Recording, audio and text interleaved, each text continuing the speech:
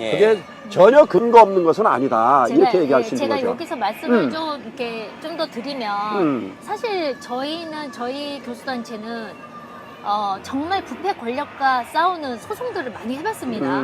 예. 실제 법적 카르텔이 존재하고 재판을 지연하거나 또는 말도 안 되는 판결을 하는 경우가 있는데요.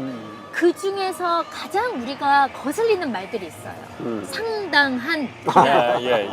예, 뭔가 행정처분을 할 때 행정처분할 때 상당하다. 그 상당한 게 도대체 피해자 입장 또는 국민 입장에서는 그 상당하다는 게 어떠하냐. 그래요. 그게 굉장히 자의적이거나 재량권을 일탈 남용할 수 있고요. 네네. 그리고 사실 저는 예, 실제적으로 법적 카르텔을 실질적으로 봤습니다.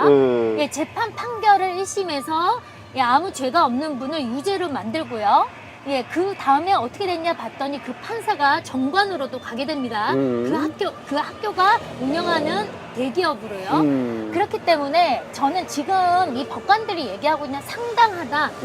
그게 국민들의 입장에서의 상당함과 괴리감이 있다. 그쵸. 보편적인 생각과는 너무 다르다. 그럼 도대체 본인들이 세운 그 상당함이 어디냐. 여기에 대한 반박에 대한 논리는 굉장히 저는 미약했다고 생각합니다. 예. 저도 이제 한 가지 더 말씀드리면 이제 김복형 재판관에 대해서 그 상당한이라는 게 이게 주관적인 요소가 들어간 거잖아요. 그러니까 제가 보기에는 그 문구를 넣으면서 헌법재판관의 위치라기보다는 약간 민법적으로 판단하지 않았나 이런 생각이 좀 들어요. 헌법재판관이면은 헌법 수호와 관련돼서 그 관점대로 얘기를 해야 되는데 즉시냐 상당하느냐 이거는 민법적 관점에서 시간을 계산한 거거든요. 그렇지 않을까 생각이 드는데요. 제가 이제 거기에 대해서 말씀을 드리면 꼭 그렇지는 않아요. 왜 그러냐면 상당한 기간이라고 하는 요소를 적용하는 거는 대부분의 부작위에 대한 헌법소원 심판의 경우에 헌법재판소가 지금까지 인용을 한 사례를 하나를 들어본다면 소위 조선철도 주식회사 사건 같은 것들을 들 수가 있어요. 그거는 옛날에 일제가 이제 철도를 부설하면서 그걸 채권을 만들어 가지고서 이제 그거를 판매를 했는데 그 채권을 가지고 있는 사람이 나중에 그 채권을 팔 수 있어야 될 것 아닙니까? 근데 이제 그거를 갖다가 이제 정부 수립이 된 이후에도 사실은 이제 그거에 대해서 보상을 하는 절차들이 전혀 마련이 안 됐었어요. 그러다 보니까 그거가 이제 다른 그 주체에게 넘어가고 나서도 국회가 제대로 된 법률을 규정을 해서 이제 그걸 제대로 안 했다 해가지고 소위 진정한 입법 부작위를 인정을 해서 위헌 확인을 한 첫 사례가 바로 이제 조선철도 주식회사 사건이거든요. 이 사건에서 헌법재판소는 거의 35년 이상인가요? 상당한 기간을 그 정도로 오랜 기간을 이제 설정을 해서 적용을 했고. 그러면 이제 헌법재판소가 이제 아마 지금 이걸 보고 있는 시청자분들께서 법을 잘 이제 많이 알고 계시기는 하지만 저도 지금 챗 GPT에 물어봤거든요. 상당한 기간이 뭐야? 라고 물었더니 그거는 몇 주? 몇 달, 몇 년을 의미할 수 있는데 이거를 어떻게 설명하기가 구체적인 맥락이 어떠한지에 따라 달라질 수 있다.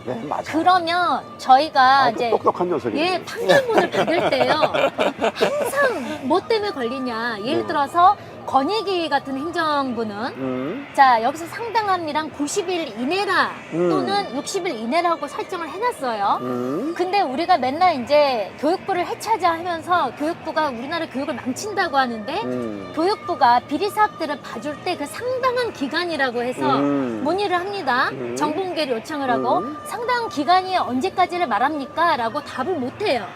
제가 여기서 이제 말씀드릴 수 있는 건 이제 이런 법비들, 법적 카르텔 이번에 아마 국민들이 다 보셨을 건데요. 그 상당한 기간 그러면 김복형 그 재판관이 생각하는 상당한 기간은 도대체 언제까지인가?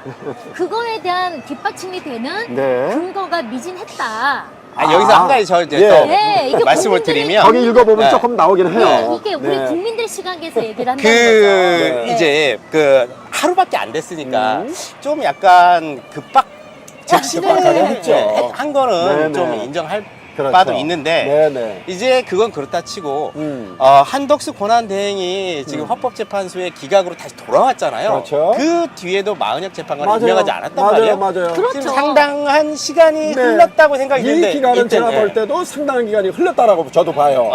예. 왜 그러냐면 아까 김경환 교수님 말씀하셨듯이 네. 채치피도 얘기했듯이 네. 이 상당한 기간이라고 하는 건 다 상대적인 문제예요. 그쵸. 그렇죠. 그러니까 케이스 바이 케이스로 따져야 되는 것이고 네네네. 예를 들어서 한덕수 국무총리가 이제 권한대행으로 복귀하고 나서 벌써 일주일이 넘었고 지금 2주일이 다 돼가고 있나요? 네. 그런 기간이 다 지났다라고 본다면은 이미 형식적 요건을 갖췄는지 예를 들어서 법관으로서의 요건이라든가 그 다음에 당시에 의회에서 어떤 국회법상의 어떤 절차를 제대로 거쳤는지 이런 형식적인 것들을 갖다가 심사할 수 있는 충분한 기간이 흘렀다라고 봐야죠. 그렇다면 그래서, 상당한 예, 기간이 예, 이미 예. 흐른 것이다. 그래서 이제 제가 이제 국민들 시각에서 저는 이제 헌법학자가 아니기 때문에 소송을 많이 해본 저희들 입장에서 본다면 항상 그 법비들, 네. 법적 카르텔에 있는 그들이 쓰는 말 중에 하나가 상당한, 네.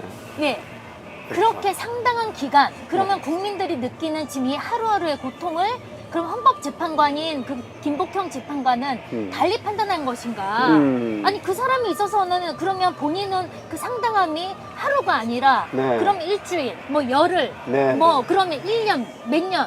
그 국민들은 피가 하루하루 마른다는 거예요. 네, 맞아요. 그렇기 때문에 만약에 김복형 재판관께서 이번에 또 그런 논리를 가지고 말도 안 되는 그런 논리를 가지고 만약 되신다고 한다면 이 국민들의 분노가 아주 저는 굉장히 클 것으로 저는 생각을 하고 있습니다. 예, 아마 예. 그럴 리는 없을 거라고 저는 보고요. 그래서 이제 시간이 많이 흘렀을 것이기 때문에 제가 여기에 하나 더 추가를 네네. 드리면 김복형 재판관만 여기서 우리가 비난해서는 안 돼요. 네네.